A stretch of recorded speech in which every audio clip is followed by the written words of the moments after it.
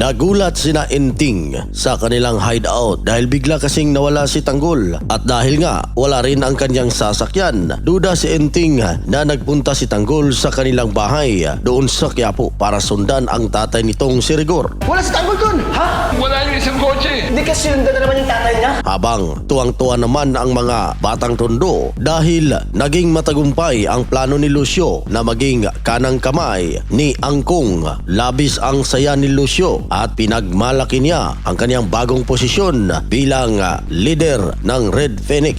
Habang nagkasiyahan sila ay dumating naman si Santino na walang kamalay-malay sa mga nangyayari. Isa ka na sa magiging leader natin, ang kanang kamay ni Angkong. At tama naman ang duda ni Enting na nagpunta nga si Tanggol sa Quiapo. Galit na sumugod ito papunta sa kanilang bahay. Kaya naman naalarma ang mga trupa nitong mga tambay sa lugar at mabilis nila itong sinundan si Tanggol. Samantala, pinapunta naman ni Boss Divina sina Enting sa Quiapo para hanapin si Tanggol at wag itong hayaang may mangyaring masama sa kanya dahil sigurado si Raul na pag magpang-abot daw si Rigor at si Tanggol ay isa sa kanila ang mamamatay. Kaya dali-dali nang nagpunta ang mga kaibigan ni Tanggol sa Quiapo at sa pagdating nga ni Tanggol sa labas ng kanilang bahay, dito nagsisimula na siyang nagwala. Kaya takot na takot ang bantay ng kanilang bilyaran na nanginginig ito. Hinahanap ni Tanggol ang kanyang tatay Rigor at habang